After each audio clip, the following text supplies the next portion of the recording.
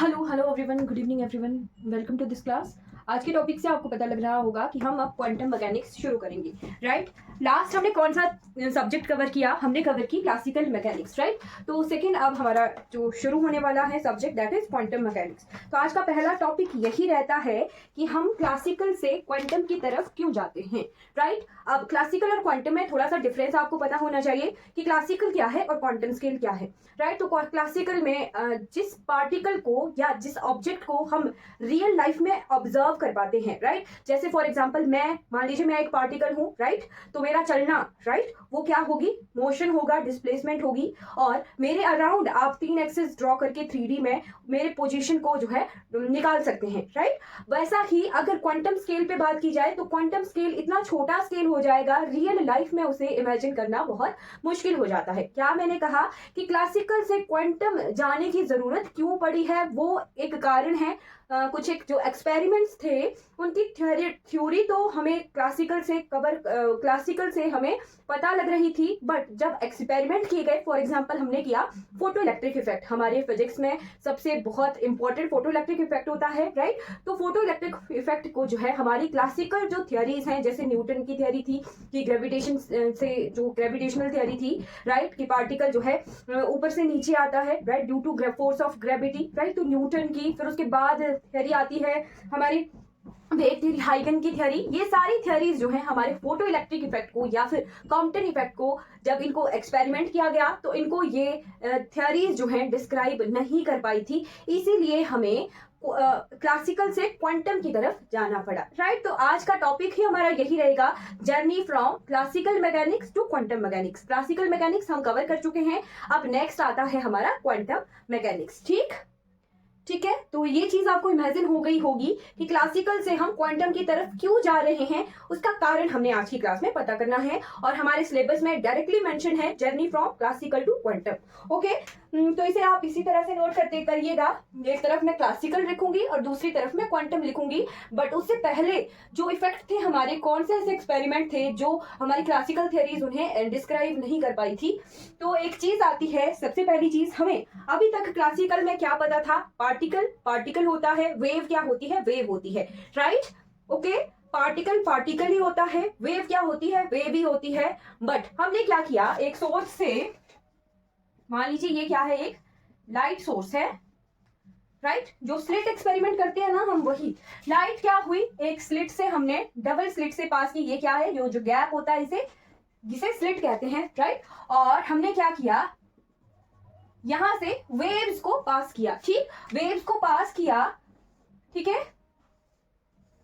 तो यहां पर वेव्स ने क्या किया? इंटरफियर किया। बट जो हमारी क्लासिकल थियरीज थी वो इस पैटर्न को जो है, स्क्रीन पर हमें क्या मिला? स्क्रीन पर हमें मिली ये पैटर्न हमें मिला स्क्रीन पर, राइट। यहाँ पे मैक्सिमा मिलता है, फिर यहाँ पे बिल्कुल जीरो लाइट मिले, मिनिमा मिला, फिर मैक्सिमा मिनिमा, ऐसे पैटर्न बन गया, इस तरफ को भी और इस तरफ को। जो हमारी क्लासिकल थियरीज थी वो इस स्लिट एक्सपेरिमेंट को जो है डिस्क्राइब नहीं कर पाई कि ये जो स्क्रीन पर हमें मैक्सिमाज और मिनिमाज मिल रहे हैं, ये किस वजह से मिल रहे हैं। यानी इस इंटरफेरेंस को जो है हमारी थियरीज जो है डिस्क्राइब नहीं कर पाई थी, राइट। तो मैं आपको एक डिफरेंस बता देती हूँ पहले, पार्टिकल नेचर और वेव नेचर का। अब ये क्या है? ये हुआ ड्यू टू वेव नेचर, ठीक है। यहां से क्या किया हमने, अब क्या किया हमने, इलेक्ट्रॉन का सोर्स, ये तो लाइट का सोर्स था ना, अब क्या किया हमने, इलेक्ट्रॉन का सोर्स लिया, ठीक है, इलेक्ट्रॉन का सोर्स लिया। और हम क्या कर रहे हैं, इलेक्ट्रॉन जो है इस स्क्रीन पर भेजेंगे थ्रू स्लिट, राइट। तो स्लिट ने क्या किया, अब यही चीज हमारी जो थियरीज हैं वो डिस्क्राइब नहीं कर पाई थी कि जब इलेक्ट्रॉन्स गए तो इलेक्ट्रॉन्स वहां गए, ठीक है। वेव्स का तो दिख गया कि वेव जो है इंटरफेयर कर सकती हैं, बट जब इलेक्ट्रॉन गए तो यहाँ पर क्या हुआ, बहुत सारे इलेक्ट्रॉन इकट्ठे हो गए, यहाँ कुछ नहीं है, फिर उसके बाद थोड़े से ज्यादा गैप में और ज्यादा इलेक्ट्रॉन इकट्ठे हो गए। मतलब इलेक्ट्रॉन भी जो है मैक्सिमा मिनिमा की तरह इस स्क्रीन में जो है अपीयर हो गए, ठीक है। मैक्सिमा और मिनिमा की तरह जो है इस स्क्रीन पर अपीयर हो गए। स्क्रीन पर हमें वही रिजल्ट मिला जैसा सेम हमें जो है वेव से मिला, राइट। तो यहाँ पर हमें दो चीजें नजर आ रही हैं, इलेक्ट्रॉन का आ रहा है पार्टिकल नेचर और वेव्स का आ रहा है वेव नेचर। तो आपको डिफरेंस आप लिख सकते हो पार्टिकल नेचर और वेव नेचर में, राइट। ये जो क्वांटम है इसका काम ही यही है कि पार्टिकल जो है डुअल नेचर की बात तो हम अभी आगे करेंगे जब हम फोटोइलेक्ट्रिक इफेक्ट पढ़ेंगे, राइट। बट अभी तक हमें या तो किसी पार्टिकल के पार्टिकल नेचर का पता था या फिर वेव नेचर का पता था, राइट। तो क्या होते हैं पार्टिकल नेचर और वेव नेचर, वो देख लीजिए, राइट। तो एक तरफ लिखना है पार्टिकल नेचर एंड सेकंड तरफ आएगा हमारा wave nature. Okay, particle nature and wave nature. तो पार्टिकल की क्या प्रॉपर्टीज होती हैं? पार्टिकल है are localized point in space, right. कि क्या मतलब है कि एक पार्टिकल एक ही जगह पर हो सकता है। मान लीजिए मैं एक पार्टिकल हूं, ओके, तो मैं एक ही जगह पर हो सकती हूँ। मेरी जगह, जिस जगह पर मैं खड़ी हूँ, इस जगह, अगर मैं इस जगह को ऑक्युपाई करके खड़ी हुई हूँ तो इस जगह पर कोई और पार्टिकल नहीं आ सकता जब तक कि मैं यहाँ से डिस्प्लेस ना हो जाऊं। क्या कहा मैंने? कि जब तक मैं इस जगह पर खड़ी हूं तब तक यहाँ पर कोई और पार्टिकल नहीं आ सकता। जब तक यहाँ मैं खड़ी हूं तब तक, अगर मैं यहाँ से हिल गई तो ये जगह खाली हो गई और यहाँ दूसरा पार्टिकल जो है आ सकता है। तो यही है कि particle has localized point in space, right. Particles has localized point in space, ठीक है। मतलब कि एक पार्टिकल एक ही जगह आ सकता है, इसकी जगह कोई दूसरा पार्टिकल तब तक नहीं आ पाएगा जब तक कि ये यहाँ से हिले ना। और वेव्स क्या होती हैं? जैसे मान लीजिए आप पानी में, ये मान लीजिए पानी है, राइट। तो पानी में आपने पत्थर फेंका और उस पत्थर के अराउंड जो है वेव्स हमारी रिपल्स में फॉर्म हो गई, राइट। ये क्या है? रिपल फॉर्म है वेव्स की, ओके। अब इसी में ही आपने यहाँ जैसे पत्थर मार दिया तो ये जो है दूसरी वेव अपीयर हो गई। इधर वाला पत्थर मारा तो इधर दूसरी तरह की वेव्स अपीयर होगी। यानी एक जगह पर एक से ज्यादा वेव्स हो सकती हैं। इस एग्जांपल से हमें क्या पता चला कि एक जगह पर, यहाँ देखिए ये इंटरफेयर हो रही है, ये वेव तीनों वेव्स आपस में मिक्स मैच हो जाएंगी, ठीक है। यानी एक जगह पर एक से ज्यादा वेव्स हो सकती हैं। अब एग्जांपल कैसे सीखेंगे? एग्जांपल, हाँ, साउंड क्या होती है? वेव्स होती है, राइट। साउंड क्या होती है? वेव्स होती है। तो आपके कानों में अगर मैं बोल रही हूं तो मेरी आवाज भी आएगी। अगर आपके सराउंडिंग में कोई और बोल रहा है या कोई और तरह की आवाज आ रही है तो वो भी क्या है? साउंड वेव्स है। यानी कानों में एक से ज्यादा साउंड्स अगर पहुंच रही हैं तो इट मींस क्या है कि एक से ज्यादा साउंड, एक से ज्यादा वेव्स जो है एक जगह एग्जिस्ट कर सकती हैं। फॉर एग्जाम्पल, हम सुपर पोजिशन ऑफ वेव्स पढ़ते हैं ना वेव्स में, राइट। सुपर पोजिशन, और एक जो है उसका रिजल्टेंट बन जाता है। यहाँ पर भी सुपर पोजिशन हो जाएगी और इन तीनों वेव्स का एक रिजल्टेंट आएगा और वो रिजल्टेंट जो है इनिशियल वेव से ज्यादा भी हो सकता है और इनिशियल वेव से कम भी हो सकता है। तो वेव्स की ये प्रॉपर्टी होती है कि एक जगह एक से ज्यादा वेव्स हो सकती है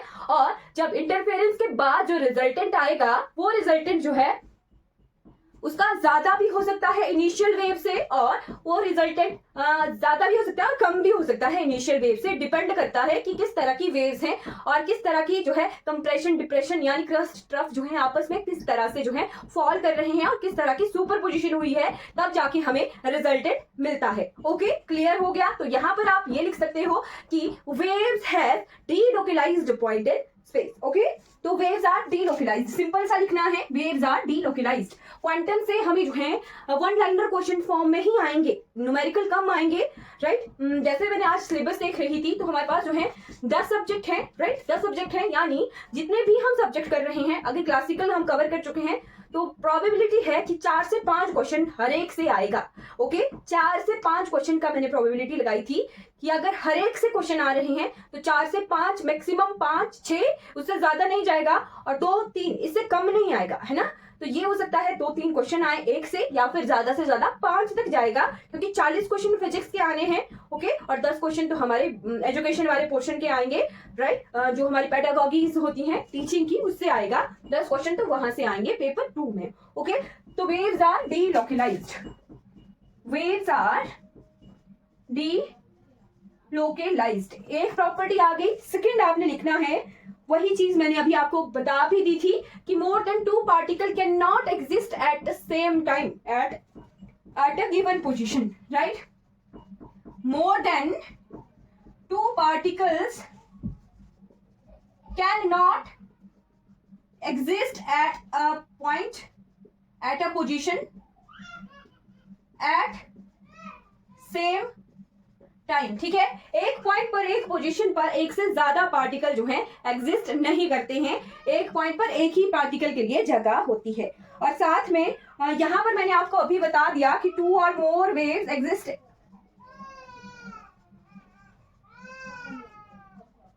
एट अ पॉइंट, ठीक है। 2 से ज्यादा वेव्स जो है एक जगह पर एग्जिस्ट कर सकती है। ओके, क्लियर हो गया। तो ये डिफरेंस है हमारा पार्टिकल नेचर और वेव नेचर का। अब जो हमारी थ्योरीज थी क्लासिकल मैकेनिक्स की, वो हमारे पार्टिकल नेचर को तो डिस्क्राइब कर रही थी, राइट। वेव मैकेनिक्स हमारे पास अलग से था, राइट। बट अब क्या हुआ, जब इलेक्ट्रॉन्स को हमने स्लिट से पास किया था, ठीक है, तो वो इलेक्ट्रॉन उस स्क्रीन पर मैक्सिमा और मिनिमा की तरह अपीयर क्यों हुए थे, इस थ्योरी को हमारी ना वेव वाली थ्योरीज एक्सप्लेन कर पाई, ना पार्टिकल वाली, मतलब अलग से जो है ये थ्योरीज एक्सप्लेन नहीं कर पाई, ना फोटो इलेक्ट्रिक इफेक्ट को, ना कॉम्पटन इफेक्ट को। तो कुछ थ्योरीज के नाम आप लिख सकते हो, जैसे कि न्यूटन की थ्योरी। न्यूटन ने क्या कहा लाइट के बारे में,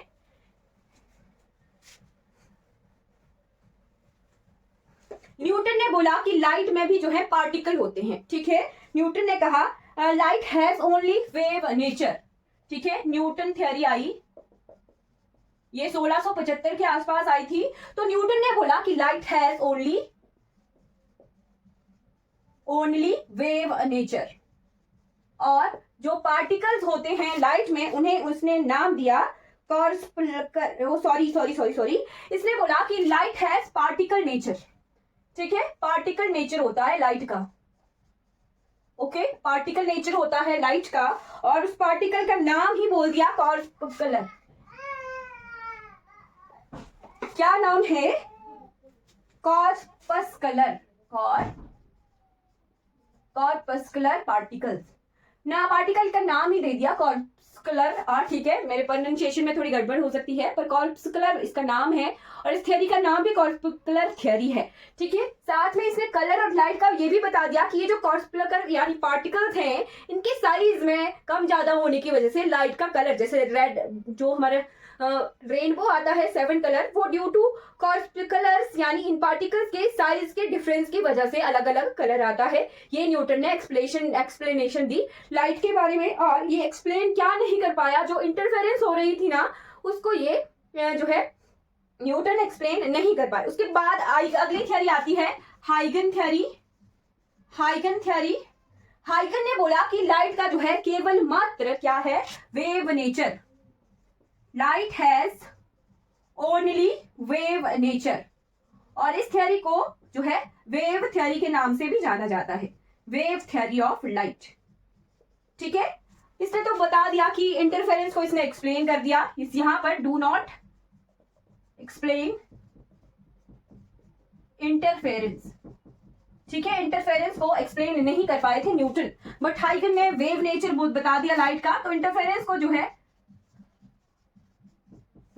इंटरफेरेंस को तो एक्सप्लेन कर दिया, बट इन्होंने कि ये जो साउंड वेव्स हैं, ये एक जगह से दूसरी जगह ट्रेवल कैसे कर पा रही हैं, कौन सी ऐसी फिजिकल क्वांटिटी है जो इनको यहां से वहां ले जाने में हेल्प कर रही है। ये कोई फिजिकल क्वांटिटी में भी चेंज आ सकता है, ठीक है। जैसे साउंड वेव्स होती है, पार्टिकल्स में डिस्टरबेंसेस होती है ना, डिस्टरबेंसेस की वजह से जो है प्रेशर में कम ज्यादा होता है, ठीक है। प्रेशर वेव्स की तरह प्रेशर कम ज्यादा होगा, और उस वजह से जो है ये पहुंच पाती है मीडियम से जो है रिसीवर तक, ठीक है। किसी मीडियम से रिसीवर तक जो है हमारी साउंड वेव इस तरह से चेंज होती है, क्योंकि चेंज इन फिजिकल क्वांटिटी यहाँ पे प्रेशर में चेंज हो रहा है, ठीक है। तो ये हाइगन उस फिजिकल क्वांटिटी में कौन सी वाली में चेंज हो रहा है उसको एक्सप्लेन नहीं कर पाए थे, ठीक है, क्लियर। तो बहुत टाइम तक फिर उसके बाद जो है मैक्सवेल आए। मैक्सवेल ने भी सेम यहाँ कहा कि light has wave nature, light का जो है वेव नेचर ही होता है। मैक्सवेल ने भी सेम यही चीज कही, और साथ में इन्होंने कहा कि जो इलेक्ट्रिक और मैग्नेटिक फील्ड जो एसोसिएटेड होती हैं, उनमें चेंज की वजह से जो है हमारी वेव्स ट्रेवल करती हैं, ठीक। ये लेके आए ईएम वेव्स का कॉन्सेप्ट, राइट, इलेक्ट्रोमैग्नेटिक वेव्स का कॉन्सेप्ट लेके आए कि एक पार्टिकल के एक वेव के साथ जो है इलेक्ट्रिक फील्ड और मैग्नेटिक फील्ड में चेंजेस होते हैं, उसी की वजह से जो है एक जगह से दूसरी जगह ट्रेवल कर पाती है हमारी जो वेव्स हैं, ठीक है। और इन्होंने यही कहा था कि लाइट इज ओनली वेव, ठीक है।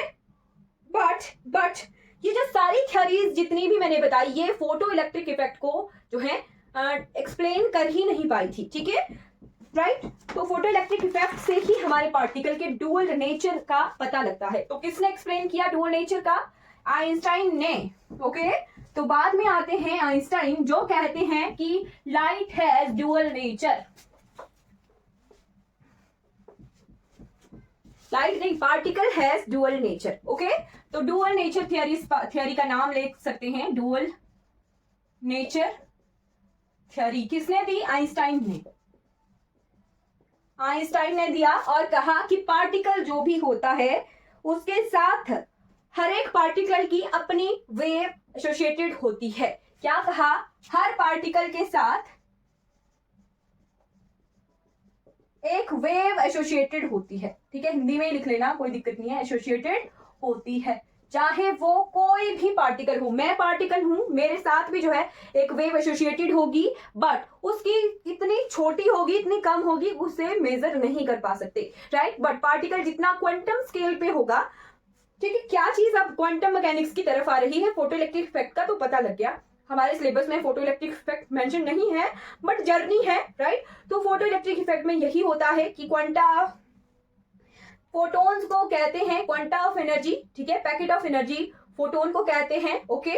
और फोटोन के साथ उनकी अपनी वेव एसोसिएटेड होती है, राइट। तो फोटोन जो पार्टिकल होते हैं जब वो ट्रेवल करते हैं, क्या कहा फोटो इलेक्ट्रिक आइंस्टाइन ने, राइट, आइंस्टाइन ने कहा जब एक्सपेरिमेंट हो रहा था कि जब फोटोन यानी लाइट यहां से यहां ट्रेवल कर रही है स्क्रीन तक, ओके, जो ट्रेवल कर रही है लाइट, तो ट्रेवल करती है एज अ वेव, ऐसा लिख लेना, वो इजी रहेगा कि जब लाइट ट्रेवल कर रही है तो वो ट्रेवल कर रही है as a wave, right. But जब वो टकराती है किसी भी मीडियम पर, जब वो टकराती है तो टकराती है as a particle, right, as a particle जो है टकराती है। और यहां पर हमें मैक्सिमा और मिनिमा मिलते हैं, राइट, मैक्सिमा और मिनिमा हमें मिलते हैं ड्यू टू पार्टिकल। और पार्टिकल क्या बोला उन्होंने? पार्टिकल नाम दिया फोटोन का, राइट, और फोटोन को बोला quanta of energy, right, quanta of energy बोला, या फिर packet of energy, packet of energy, या फिर इसे स्मॉल यूनिट ऑफ एनर्जी भी कह सकते हैं, कुछ भी कहिए। सबसे छोटी यूनिट लाइट की एनर्जी की वो हमारी क्या है? फोटोन है, राइट। तो light has particle as well as wave nature, ये किसने कहा? आइंस्टाइन ने कहा। और इन्होंने एनर्जी भी बताई फोटोन की, E is equal to h nu, right. E क्या है? एनर्जी है, न्यू क्या है? फ्रीक्वेंसी है, ठीक है। न्यू क्या है? फ्रीक्वेंसी है, E क्या है? एनर्जी है, H क्या है? पेलेंस कांस्टेंट है, ओके।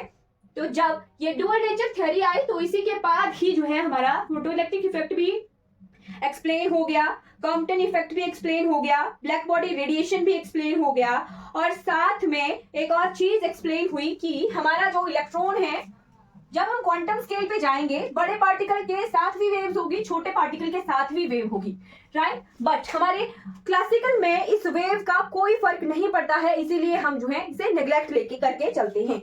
अब हमारी जो है ये दोनों चीजें कहाँ इंटरफेयर कर रही हैं? इंटरफेयर कर रही हैं, मान लीजिए इलेक्ट्रॉन घूम रहा है न्यूक्लियस के अराउंड, एक मास के अराउंड घूम रहा है, राइट।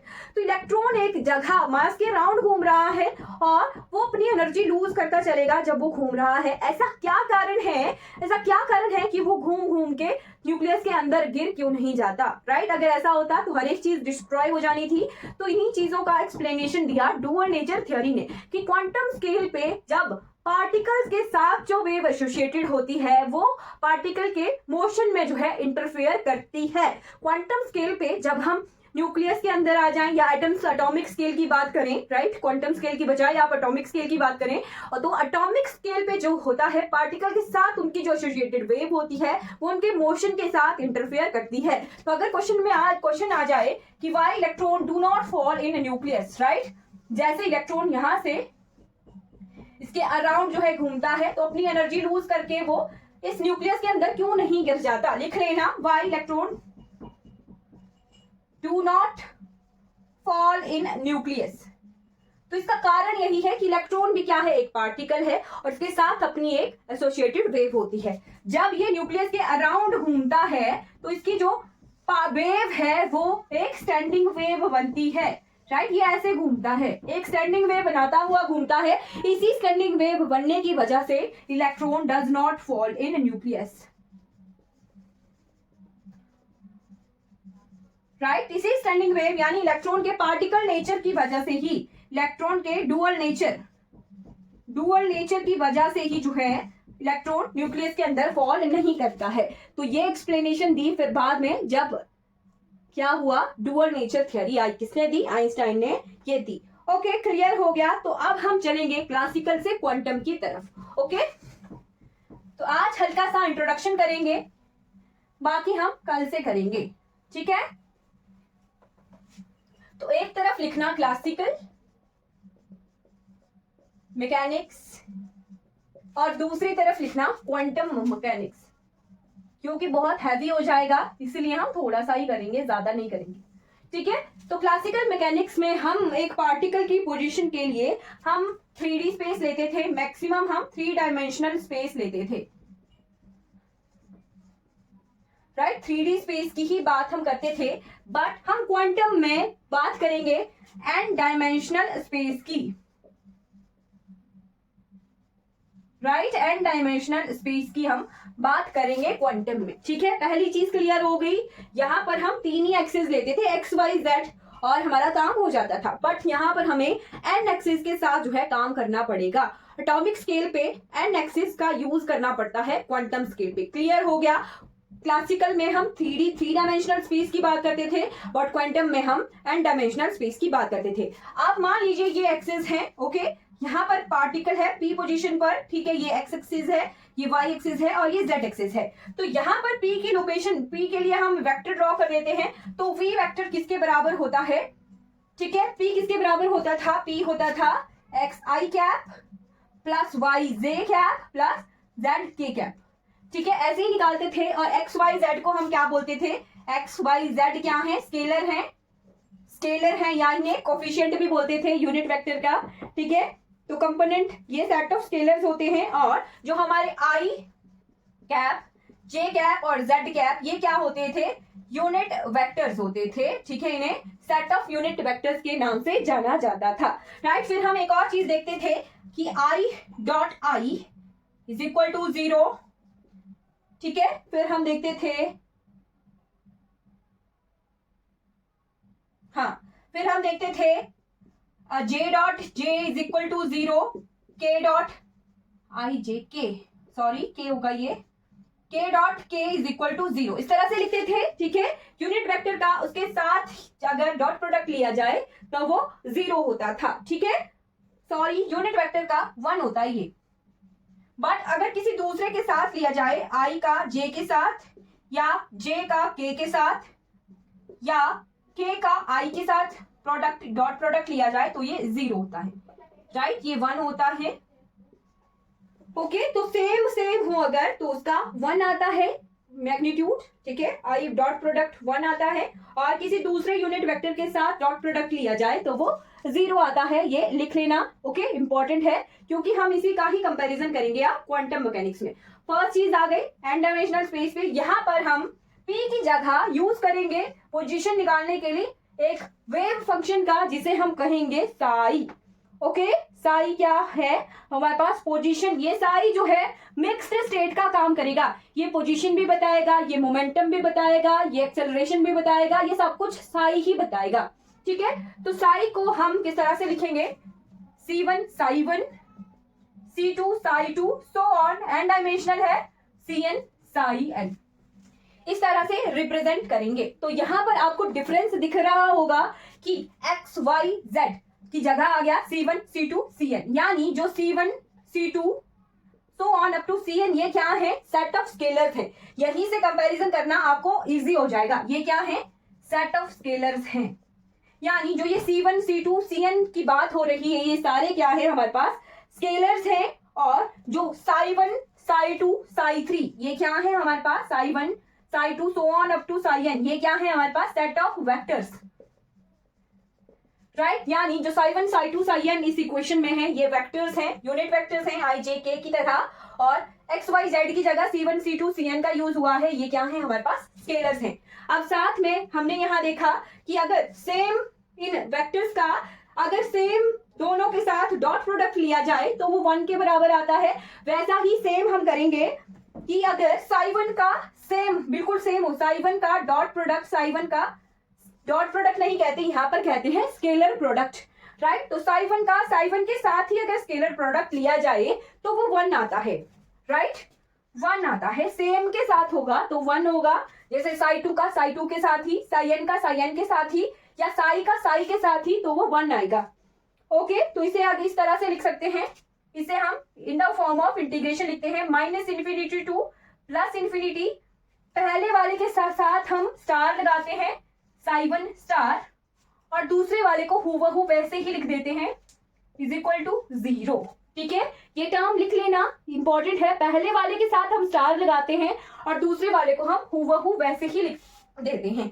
आप अगर अलग अलग के साथ है डॉट प्रोडक्ट, यहाँ पर स्केलर प्रोडक्ट की बात होती है, तो वो 0 आता है। जैसे फॉर एग्जांपल psi2 का ले ले psi5 के साथ, अलग अलग है, ठीक है, psi2 का psi5 के साथ, तो वो 0 आएगा, ये 1 होगा, ये 1 होगा और ये 0 आएगा, राइट। तो इसे 0 इसे किस तरह से लिखेंगे, -∞ टू +∞। जो पहला वाला होगा उसके साथ हम स्टार लगाएंगे psi2 स्टार, और जो दूसरा वाला होगा उसे हूबहू लिखेंगे psi5 which is equal to 1। Okay, तो ये हमारी कुछ प्रॉपर्टीज आ गई साइज की। साइज क्या है, सेट ऑफ वेक्टर्स है। साई क्या है हमारे पास, सेट ऑफ वेक्टर्स हैं। कहां से कहां जा रहे हैं हम, क्लासिकल के जो भी हमारे स्केलर्स और यूनिट वेक्टर्स थे उनको कंपैरिजन किया हमने क्वांटम में, राइट, कि क्लासिकल में हम x y z का यूज कर रहे हैं, तो क्वांटम में हम c1 c2 cn का यूज कर रहे हैं। साथ में अगर क्लासिकल में हम i j k का यूज कर रहे थे तो क्वांटम में हम psi1 psi2 psi n, यानी ये क्या है हमारे पास सेट ऑफ वेक्टर्स है। इन्हें वेव फंक्शंस भी कहते हैं, वेव फंक्शंस भी कहते हैं या वेव वेक्टर्स भी कहते हैं। क्लियर हो गया, ठीक है, ठीक है। तो ये प्रॉपर्टीज मैं आपको कल लिखवाऊंगी अब कि क्या क्या है। अब इतना सा आपको पता लग गया होगा कि इन्हें हम इस तरह से जो है लिख सकते हैं। क्लियर, बिल्कुल क्लियर। हमने कल की क्लास में क्या देखा था, हमने शुरू किया था क्वांटम मैकेनिक्स, ठीक है। क्वांटम मैकेनिक्स हमने शुरू किया था और हमने शुरू की थी journey from classical mechanics to quantum mechanics, ठीक है। तो उसमें हमने देखा था कि जो कोऑर्डिनेट्स का, जिन वेक्टर स्पेस का 3D स्पेस का हम जो है यूज कर रहे थे क्लासिकल में, उसे चेंज कर दिया क्वांटम में, किसमें, हिल्बर्ट स्पेस में, ठीक है। तो आज हम हिल्बर्ट स्पेस की क्वालिटीज पढ़ेंगे। साथ में हिल्बर्ट स्पेस में एक प्रॉपर्टीज होती है नॉर्मलाइजिंग की और ऑर्थोगोनल की, तो वो हमारे सिलेबस में डायरेक्टली मेंशन है। मैं आपको बता भी देती हूँ क्योंकि हम सिलेबस के अकॉर्डिंग ही पढ़ रहे हैं, टू द पॉइंट सिलेबस के। तो concept of normalized and orthogonal wave function, ठीक है। और जो हिल्बर्ट स्पेस है वो थोड़ा सा क्या किया है इन्होंने, गड़बड़ की है सिलेबस को मेंशन करने में। जैसे हम हिल्बर्ट स्पेस को जो है शुरू में आना चाहिए था, बट इन्होंने सिलेबस के एंड में जो है हिल्बर्ट स्पेस को डाला हुआ है, ठीक है। Representation of operator and Hilbert space ये सिलेबस के बिल्कुल लास्ट में मेंशन है, ठीक है। बट ये हमें सिलेबस के बिल्कुल शुरू में पढ़ना पड़ेगा क्योंकि इसी से ही सारी की सारी क्वांटम जो है हमारी यूज होगी, आगे यूज करना है हमने। तो ये हिल्बर्ट स्पेस और रिप्रेजेंटेशन ऑफ ऑपरेटर्स ये हम शुरू में पढ़ेंगे ताकि हमें क्वांटम में आगे जो प्रॉब्लम्स हैं किस तरह से सॉल्व करनी है वो हमें पता लगे, ठीक है। तो शुरू करते हैं हिल्बर्ट स्पेस, ठीक है।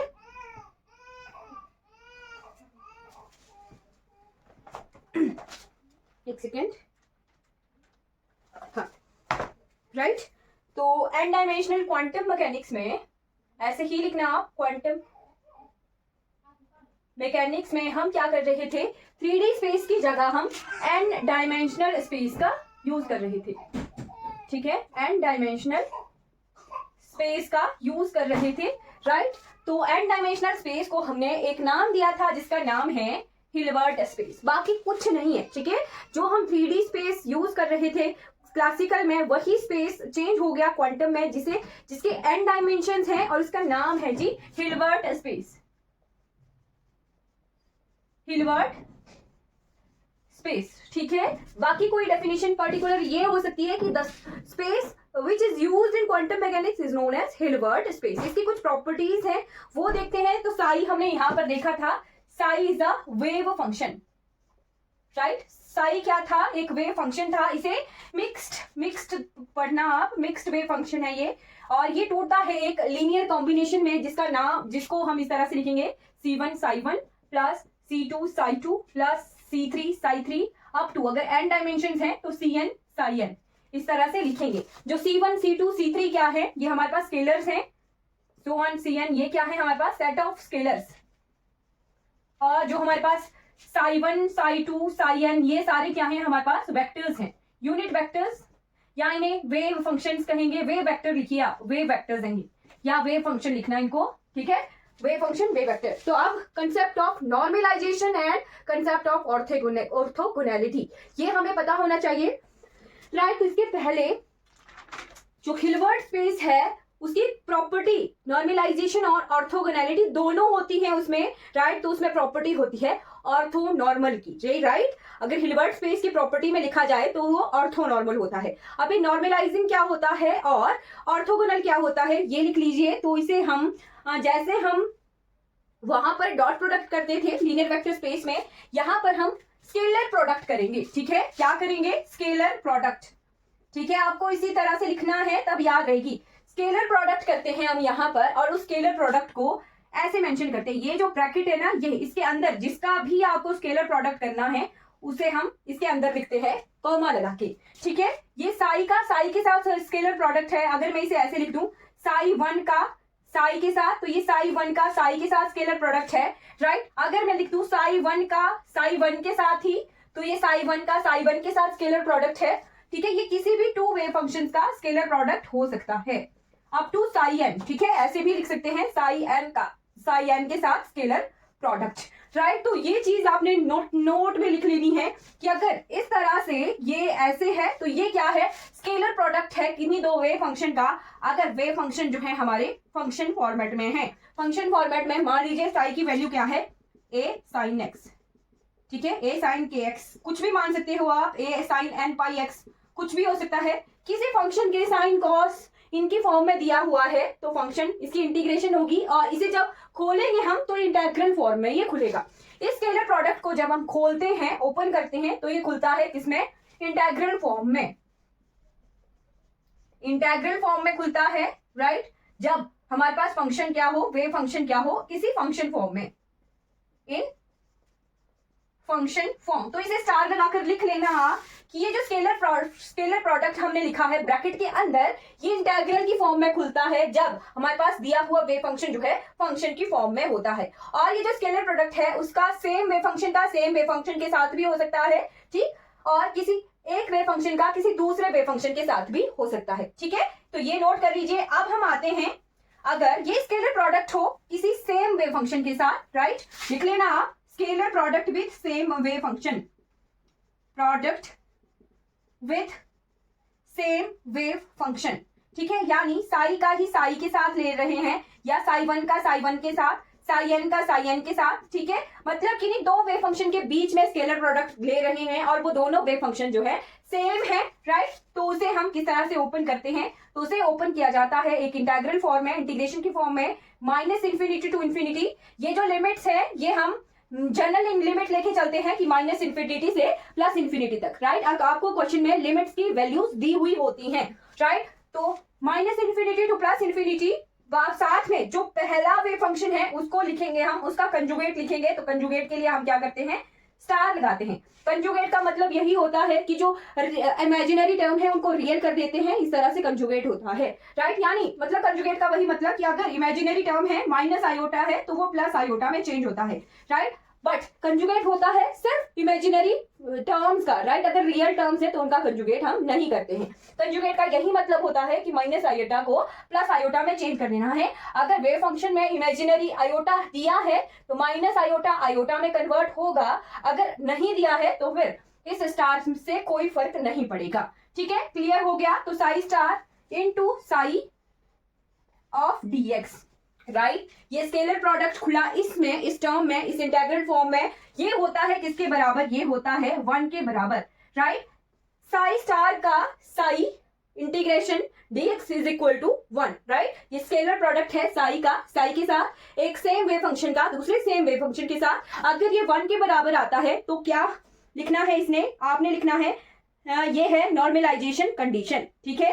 साई, तो इसका क्या मतलब है, साई इज नॉर्मलाइज्ड, ठीक है, psi is normalized, clear, psi is normalized, okay, psi is normalised, right. तो मैंने जनरल टर्म में लिखा साई, आपको जनरल टर्म ऐसे लिखनी है, psi N, scalar product of psi N with psi N minus infinity to plus infinity, पहले वाले के साथ स्टार और दूसरा वाला वैसे ही wave function dx is equal to 1, then psi N is normalised, right. ये साई एन इसको मैं रिजॉल्व करना आपको सिखाऊंगी जैसे जैसे हम आगे बढ़ेंगे, ठीक है। ये इंटेग्रेशन कैसे आगे सॉल्व करनी है वो मैं आपको सिखाऊंगी, ठीक है। बट अभी के लिए इतना सा लिख लीजिए आप कि ये क्या है, नॉर्मलाइजेशन कंडीशन है, right. Concept of normalization clear हो गया। साई एन का साई एन के साथ scalar product, same wave function का किसी दूसरे के साथ स्केलर प्रोडक्ट को हम क्या कहते हैं, अगर वो 1 के बराबर आए, राइट, स्केलर प्रोडक्ट अगर 1 के बराबर आता है तभी ये नॉर्मलाइजेशन कंडीशन है। अगर कोई और वैल्यू 2 3 4 5 व्हाटएवर वैल्यू, तब ये नॉर्मलाइज नहीं होगा। अगर ये इंटेग्रल ओपन होके सॉल्व करके 1 आता है तब ये हमारा नॉर्मलाइज्ड जो है कंडीशन सेटिस्फाई होगी, ओके। अब सेकंड आती है हमारे पास, सेकंड कंडीशन इज ऑर्थोगोनल। ये तो नॉर्मलाइजेशन कंडीशन थी, normalization, right. Second one is orthogonal, orthogonal, ठीक है। तो ये ऑर्थोगोनल क्या होती है, कोई वेव फंक्शन किसी दूसरे वेव फंक्शन के साथ जो है इसका स्केलर प्रोडक्ट, राइट। इसे साई एन, जनरल टर्म में ही लिखना साई एन, क्योंकि 1 2 3 व्हाटएवर कोई भी वेव फंक्शन हो सकता है, राइट। बट आपने स्केलर प्रोडक्ट ध्यान रखना है कि अगर ऐसे लिखी है कोई दो फंक्शन ब्रैकेट के अंदर तो इंटीग्रल फॉर्म में ये ओपन होंगे और ये स्केलर प्रोडक्ट होगा। ये फंक्शन जब फंक्शन फॉर्मेट में होंगे, आगे हम 3 तरह के स्केलर प्रोडक्ट पढ़ेंगे तो वो आगे आगे धीरे धीरे आपको क्लियर हो जाएंगे। ऑर्थोगोनल वेव फंक्शन क्या होता है, ऑर्थोगोनल कंडीशन क्या होती है, कोई एक वेव फंक्शन किसी दूसरे वेव फंक्शन के साथ, साई एम, मान लीजिए ये साई 1 है, ये साई 2 है, साई 3 हो सकता है, साई 4 हो सकता है, साई 16 हो सकता है, साई 80 88 हो सकता है, व्हाटएवर जो भी टर्म है, मतलब दोनों वेव फंक्शन जो है अलग अलग हैं, राइट, अलग अलग वेव फंक्शन है। तो इनका स्केलर प्रोडक्ट कैसे ओपन होगा, minus infinity to plus infinity, और पहले वाले के साथ स्टार यानी पहले वाले का कंजुगेट, और दूसरा वैसे ही लिख लेंगे dx इज इक्वल टू 0। अगर ये दोनों अलग अलग हैं, n और m बराबर नहीं है, अगर मान लो आपके पास ऐसी कंडीशन दी है साई n m और वो इक्वल टू 1 लिखा है तो n इक्वल टू m होगा, तो ये पहली कंडीशन हो जाएगी फिर, ठीक है। अगर ये दो अलग अलग वेव फंक्शन है और इनका स्केलर प्रोडक्ट किया जा रहा है और वो 0 के बराबर आ रहा है, that means this function is orthogonal, ठीक है। साई n इज ऑर्थोगोनल, ठीक है, साई n इज ऑर्थोगोनल, ठीक है, क्लियर हो गया। साई n क्या है, ऑर्थोगोनल है, क्लियर हो गया, राइट, क्लियर। तो ये आ गई हमारी नॉर्मलाइजेशन कंडीशन और ऑर्थोगोनल कंडीशन। ये हमारे सिलेबस में concept of normalization and orthogonal, ये हमारे सिलेबस में डायरेक्टली मेंशन है, ठीक है, राइट। फिर हमारे यहाँ पर आइगन फंक्शंस, आइगन वैल्यूज की भी बात हो रही है, ऑपरेटर्स की भी बात हो रही है, ठीक है। मिक्स लेके चलते हैं, सिलेबस को हम मिक्स करेंगे क्योंकि कुछ एक चीजें हमारी यूज जैसे जैसे यूज होनी है ना वैसे वैसे हम चलेंगे। सिलेबस जो है ऐसा मत सोचना कि यहाँ वहां से करवा रहे, मिक्स करके चलेंगे, क्योंकि जिस की जरूरत पड़ेगी वो चीज हम कर लेंगे। अब हिल्बर्ट स्पेस की हमें जरूरत पड़ रही थी, तो हिल्बर्ट स्पेस के बारे में पता करना तो हमें स्टार्टिंग में ही पता करना पड़े था ना, राइट। तो ये नॉर्मलाइजेशन और ऑर्थोगोनल अगर कंबाइन हो, ठीक है, ठीक है, तो जो हमारा हिल्बर्ट स्पेस होता है उसकी प्रॉपर्टी क्या होती है, उसकी प्रॉपर्टी होती है कि वो होता है ऑर्थोनॉर्मल, राइट। जो हिल्बर्ट स्पेस होता है वो होता है ऑर्थोनॉर्मल, कुछ नहीं है, यानी जो भी वेव फंक्शन हिल्बर्ट स्पेस में होगा वो नॉर्मलाइजेशन को भी सेटिस्फाई करेगा और ऑर्थोगोनलिटी को भी सेटिस्फाई करेगा, right. Orthonormal condition, orthonormal, right, कुछ नहीं, दोनों को हम कंबाइन करेंगे और एक जगह लिख लेंगे, हिल्बर्ट स्पेस की ऑर्थोनॉर्मेलिटी। ठीक है, कंसेप्ट ऑफ ऑर्थोनॉर्मेलिटी। तो क्या है, मान लीजिए ये बस यही क्या है, साई एम कोई दो वेव फंक्शन है, ठीक है, इनका स्केलर प्रोडक्ट ये कैसे ओपन होगा, minus infinity to plus infinity, पहले वाले का कंजुगेट स्टार और दूसरा वाला वैसे ही dx is equal to if, ये आ गया हमारा डेल्टा, हाँ डेल्टा एन एम, जैसे हम वहां करते थे कहा पॉइजन ब्रैकेट में, राइट। डेल्टा एन एम की वैल्यू 0 होगी if n is not equal to m और 1 होगी when n is equal to m। Simple सी चीज, ये क्या है, नॉर्मलाइजेशन, और ये क्या है, ऑर्थोगोनल।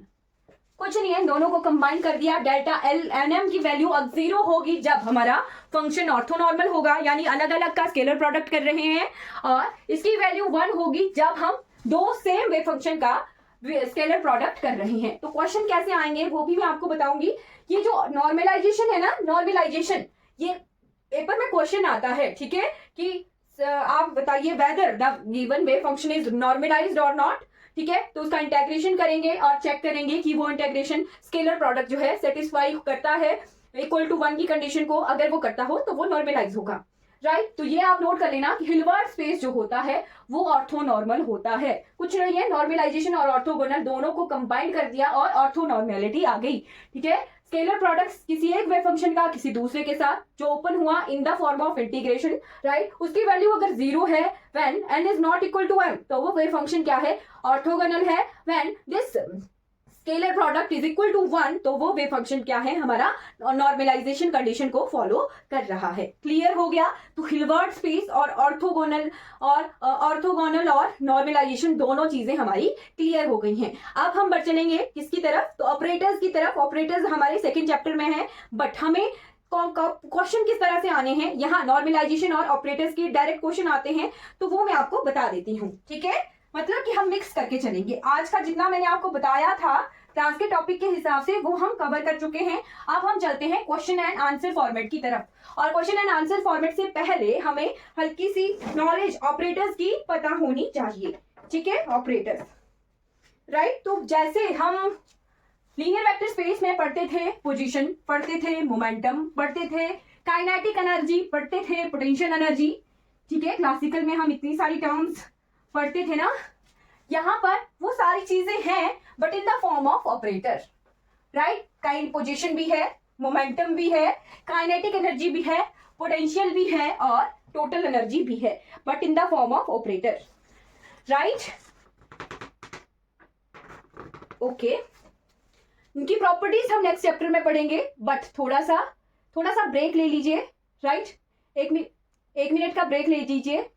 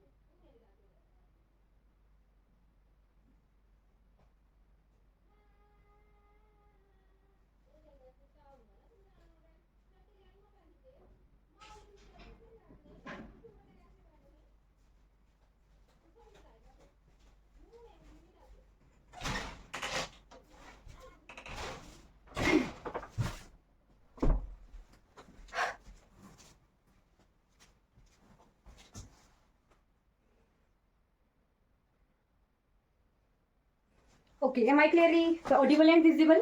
ठीक है, चलिए हम करते हैं अब ऑपरेटर्स, राइट।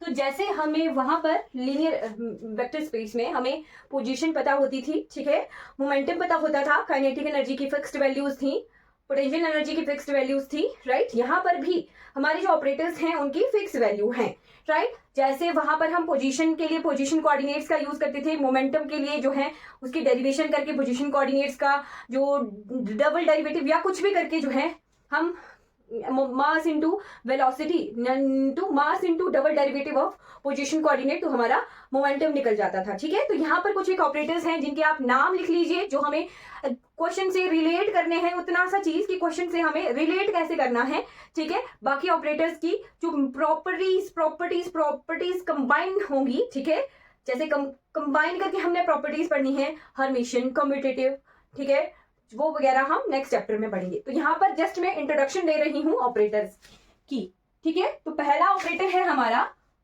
एक्स कैप, ठीक है, एक्स कैप इस तरह से ही लिखना आप, इसका नाम है पोजीशन ऑपरेटर,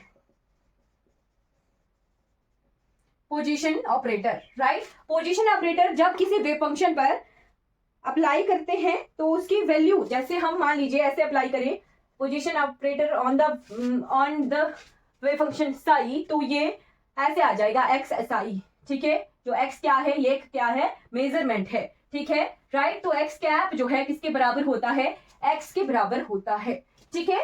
यानी इसको हम एक्स, जब इसको ऑपरेट करेंगे किसी वेव फंक्शन पर तो हमें रिजल्ट में उसके पीछे एक्स लिखना है, ठीक है। सिंपल सी भाषा मैंने बता दी। सेकेंड वन है मोमेंटम ऑपरेटर, तो मोमेंटम को हम वहां पर P से डिनोट करते थे, ठीक है, यहां पर भी हम P कैप से डिनोट करेंगे, इसका नाम क्या है, मोमेंटम ऑपरेटर,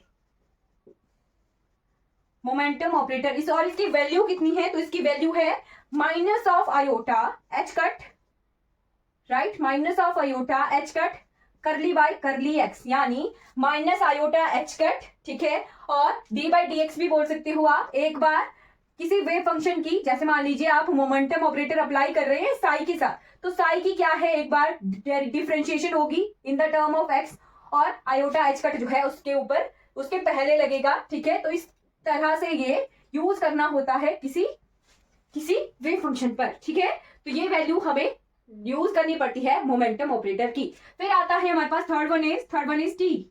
हम क्लासिकल मैकेनिक्स में काइनेटिक एनर्जी को टी से डिनोट करते थे, तो यहां पर भी हम काइनेटिक एनर्जी ऑपरेटर को टी से ही डिनोट करते हैं, काइनेटिक एनर्जी ऑपरेटर, राइट। और इसकी वैल्यू कितनी होती है, तो इसकी वैल्यू होती है minus H square by 2m, minus h cut square by 2m करली स्क्वायर बाय करली एक्स स्क्वायर, डबल डेरिवेटिव है यहाँ पर विद रिस्पेक्ट टू एक्स, ठीक है, D square by d x square, double derivative है ये, ठीक है। Fourth operator is potential energy operator, और इसकी वैल्यू v ही होती है। और फिफ्थ वन इज हैमिल्टोनियन, ठीक है, हैमिल्टोनियन,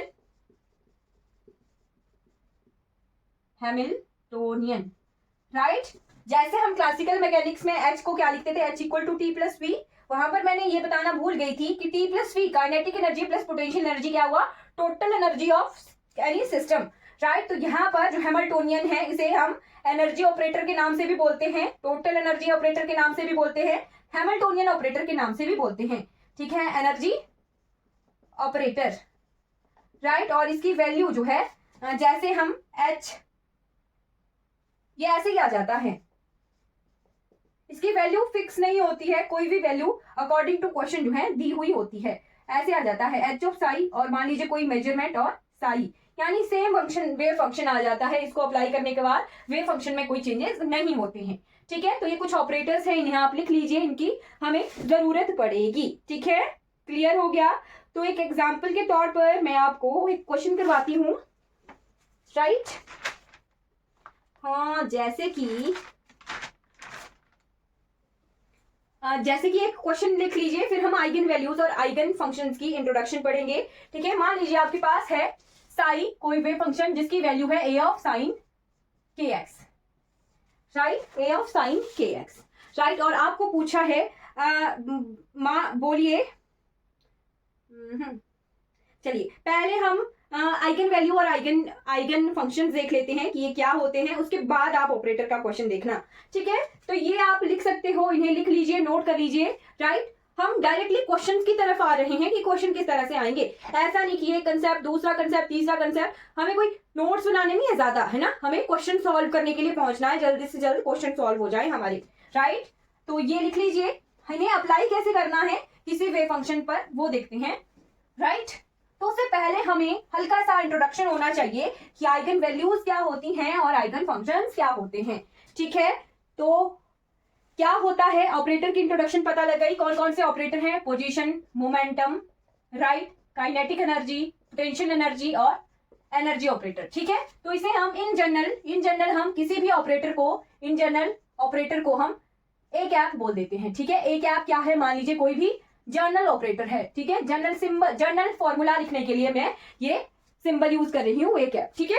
जनरल, कोई भी जनरल इक्वेशन आ गई, ठीक है, जनरल इक्वेशन बनाने के लिए कि किस तरह से सॉल्व करना है वो चीज, राइट। तो हमें पहले पता होनी चाहिए क्या चीज, कि अगर हम किसी ऑपरेटर को यूज करते हैं किसी वेव फंक्शन पर, ठीक है, मान लीजिए कोई वेव फंक्शन है साई और उस पर हम अप्लाई कर रहे हैं एक ऑपरेटर ए, ठीक है। मान लीजिए कोई फंक्शन, वेव फंक्शन है साई और उस पर ऑपरेट किया जा रहा है ऑपरेटर ए, अगर उसको सॉल्व करने के बाद मेजरमेंट, ये क्या आ गई, मेजरमेंट इनटू वेव फंक्शन आ गया साई, उसको सॉल्व करने के बाद वही वेव फंक्शन आ जाए तो वो क्या हो जाएगा, this wave function is eigen function of operator A, ठीक है। Psi is eigen function of operator A. जब क्वेश्चन करेंगे ना तब समझ आ जाएगा, ठीक है। बस ये है कि operator A applied on Sai and after solving ऐसे लिखना, after solving the wave function has same value that is Sai, यानी ऑपरेटर अप्लाई करने के बाद साई के बराबर ही दूसरी तरफ साई आ गया और कोई मेजरमेंट आ गई, ठीक है। तो ये साई क्या है, इस ऑपरेटर ए का क्या है, आइगन फंक्शन है, ठीक है, ये आ गया आइगन फंक्शन। और जो मेजरमेंट आई, ठीक है, ये क्या आ गई, eigen value, lambda is eigen value of operator ए।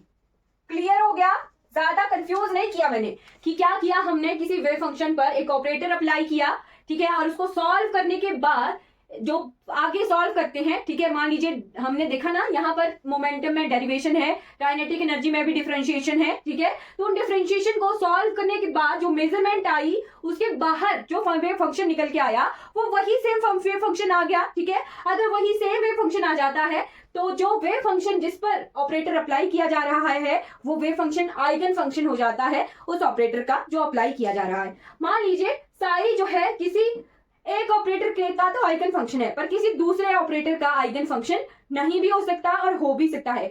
मान लीजिए कोई एक ऑपरेटर है उसके लिए आइगन फंक्शन है वो, बट किसी दूसरे ऑपरेटर के लिए आइगन फंक्शन नहीं भी हो सकता है। क्लियर हो गया, साई क्या है यहाँ पर आइगन फंक्शन है और लैम्डा क्या है यहाँ पर, ये लैम्डा है, ये क्या है यहाँ पर आइगन वैल्यू है। अगर ऑपरेटर अप्लाई करने के बाद कोई सेम वैल्यूज आ गई, अब इसे देखते हैं जो मैं आपको क्वेश्चन बता रही थी ऑपरेटर से क्वेश्चन कैसा आता है, ठीक है, राइट।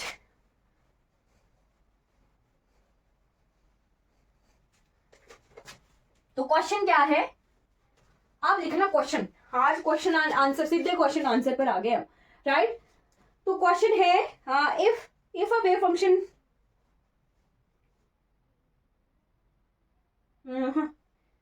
sin cos, ठीक है,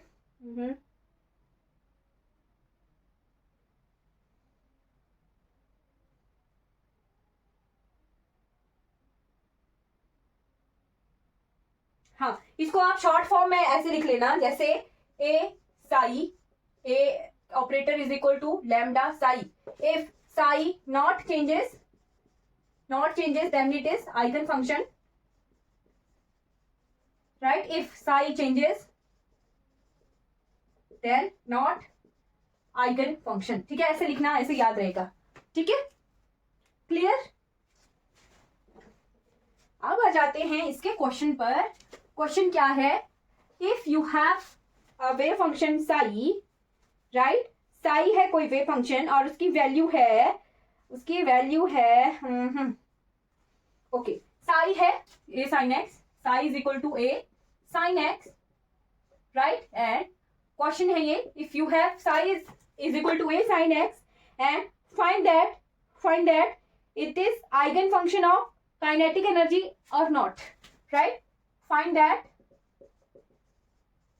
psi is eigen function of kinetic energy operator। ठीक है, तो हमें पता है कि काइनेटिक एनर्जी ऑपरेटर का क्या सिंबल है, T, और उसकी वैल्यू क्या है, minus h cut square by 2m करली D by square D by d x का स्क्वायर, डबल डेरिवेटिव है, राइट। तो ये क्या होती है, किसी काइनेटिक एनर्जी ऑपरेटर की वैल्यू होती है।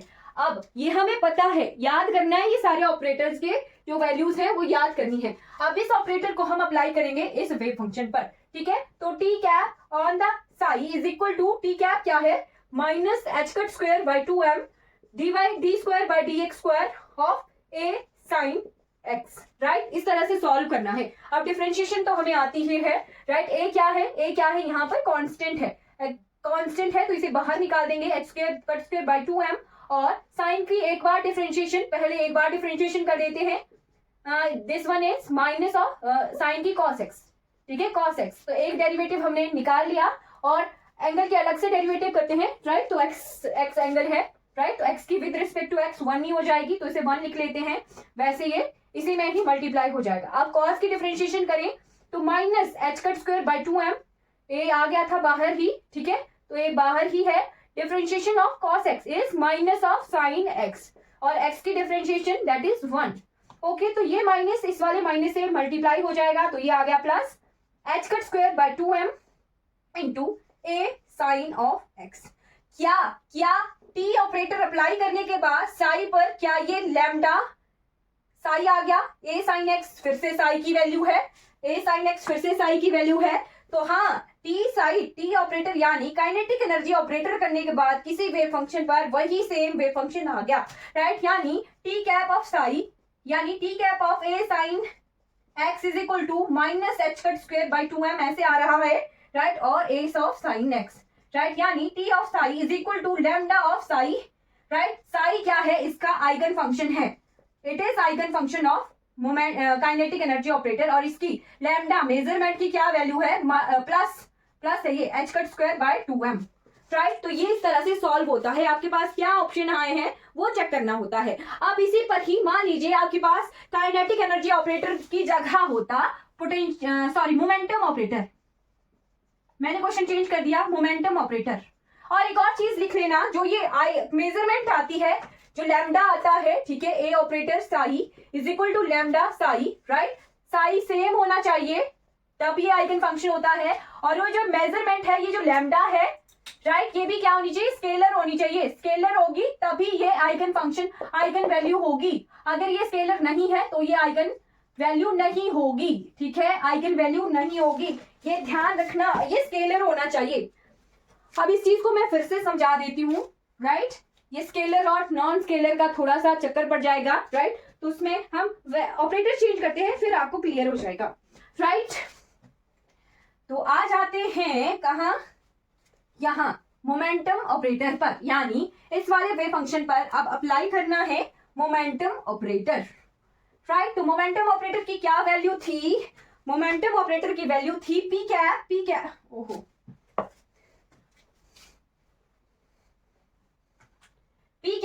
Cap is equal to minus of iota h cut, क्या यही थी, minus of iota h cut d by d x.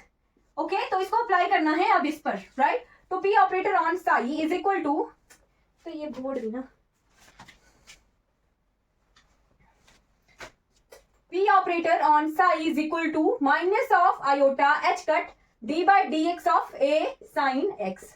इसे सॉल्व करते हैं, माइनस आयोटा एच कट, इसकी डेरिवेशन ए बाहर आ गया, इसकी डेरिवेशन cos x, और x की डेरिवेशन 1, राइट। तो minus iota h cut a cos x, ये सॉल्व होके आ रहा है। यानी p ऑफ साई क्या था, p of a sin x is equal to lambda a cos x, right. p of psi 1, अगर इसे मैं साई 1 बोलूं, राइट, और इसे मैं साई बोलती हूँ, राइट, साई था ये, और ये आ गया साई, चेंज हो गया, साई 1 आ गया, राइट। यानी जो वेव फंक्शन है वो हमारा चेंज हो गया है। तो a sin x is not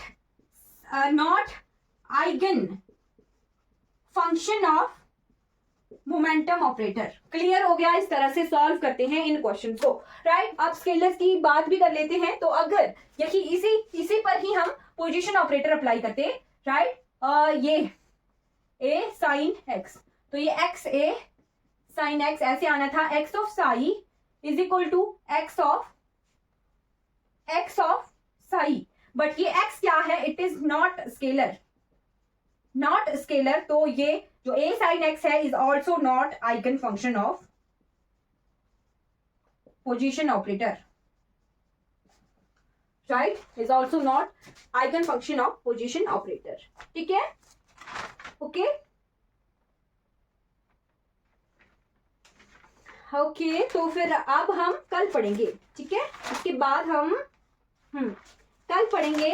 आज हमने जितना करना था वो कर लिया। अब हम कल प्रोबेबिलिटी पढ़ेंगे इन आइगन फंक्शंस की, राइट। तो आज की क्लास में इतना ही। क्वेश्चन मैंने आपको बता दिए कि क्वेश्चन एंड आंसर किस फॉर्मेट में आते हैं, क्लियर।